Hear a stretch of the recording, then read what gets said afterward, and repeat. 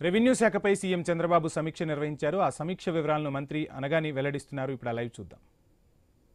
ఏకంగా ఈ జేసీలు పనిచేయాలని చెప్పేసి వాళ్ళకు కూడా టైం లైన్ పెట్టి 1 ఇయర్ డౌన్ ద లైన్ ఉన్న ప్రతి సమస్య కూడా పరిష్కారం చేసే దిశగా ఈ కార్యక్రమం చేయాలని చెప్పేసి కూడా చెప్పారు. మరి ముఖ్యంగా అయితే 22A మనం ఎక్కడ చూసినా కూడా వచ్చేది ఆ జాబితాని కూడా క్లారిఫై చేసి, ముఖ్యంగా మా దగ్గరికి వచ్చినటువంటి గతంలో అయితే PACSలో ఆక్షన్లో కొన్ని ఉన్నాయి, కోర్టులో ఆక్షన్లో కొన్ని ఉన్నాయి, అవన్నీ కూడా ఇమ్మీడియట్గా క్లియర్ యాజ్ పర్ అంటే 99 ఐ థింక్ 99 ముందు దాన్ని PACSలో అసైన్ భూములు మనం లోన్కి పెట్టుకునే అవకాశం ఉండేది. దాని తర్వాత ఏ అయితే 99 ముందు పెట్టారో అవి డబ్బులు కట్టకపోతే ఆక్షన్ పెట్టేవాళ్ళు. అవన్నీ కూడా 22Aలో పెట్టి చాలామంది రైతులు ఇబ్బంది పడి మా ఆఫీసు తిరుగుతూ ఉన్నారు.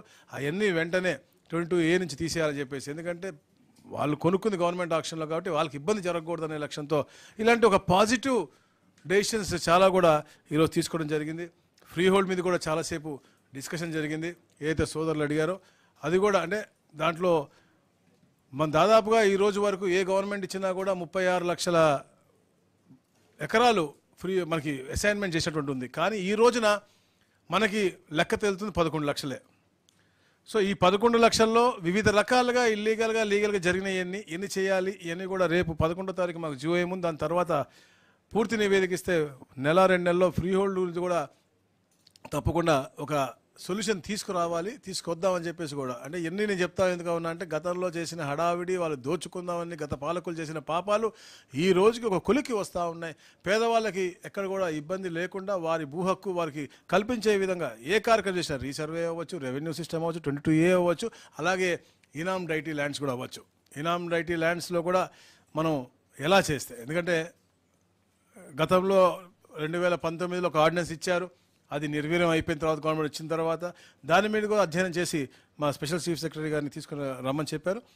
అది కూడా ఎట్లా చేసి అంటే this a process in the government. So అన్ని కొన్ని యాక్ట్లు మార్చాల్సినవి ఉంటాయి. ఇవన్నీ ఎలా చేస్తే పేదలకి మంచి జరుగుతుందని చెప్పేసి వే ఫార్వర్డ్ కూడా తీసుకురావడం జరిగింది.